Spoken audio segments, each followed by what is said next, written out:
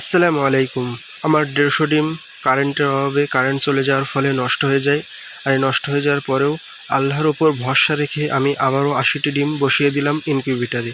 আমার ইনকিউবেটরটি যেহেতু ম্যানুয়াল, হাত দিয়ে নিয়ন্ত্রণ করতে হয়, আর এতে ডিসির কোনো ব্যবস্থা নেই। তাই এবার আমি টেমি টেমি হচ্ছে হারিকেন যেহেতু নাই, তাই টেমিকে হারিকেনভাবে তৈরি করে বাড়িতেই তৈরি করে আমি বিকল্প ব্যবস্থা নিয়ে তাই এবার ডিমগুলো বসিয়ে দিচ্ছি আলহামদুলিল্লাহ।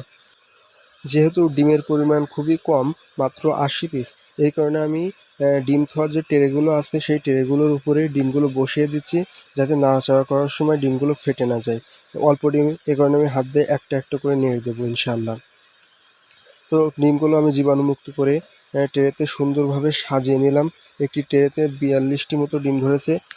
আরও ডিমগুলো আমি পাশাপাশি রেখে দেবো। তো ডিমগুলো বসানোর আগে আমি ইনকিউবেটরটির তাপমাত্রা চেক করে নিচ্ছি যে ইনকিউবেটরের তাপমাত্রা সব কিছু ঠিকঠাক আছে কিনা। তাপমাত্রা যদি ঠিকঠাক না থাকে, সেহেতু বাচ্চা হ্যাচিং রেট খুবই কম আসবে। এই কারণে তাপমাত্রা সর্বোচ্চ ৩৭.৭ হওয়া প্রয়োজন।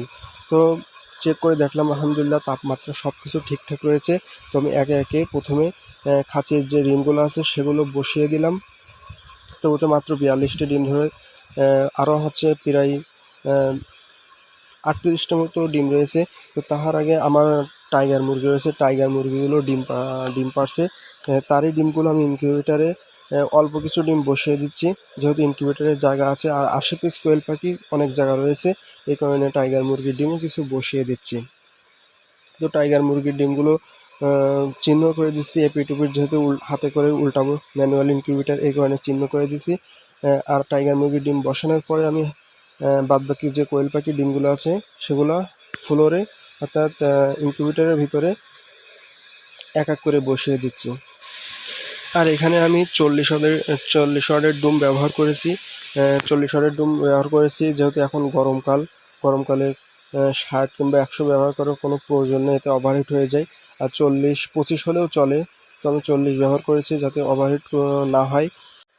আর এখানে যেহেতু অল্প পরিমাণ ডিম রয়েছে, টোটালে হয়তো ৯০ থেকে ১০০টার মতো ডিম রয়েছে। অল্প ডিম আমি একটা একটা করে দিনে ৪ বার, ২৪ ঘন্টাকে ৪টে ভাগে ভাগ করে দিনে ৪ বার উল্টে দেবো। এতে হ্যাচিং রেট ভালো আসবে ইনশাআল্লাহ, আশা করি।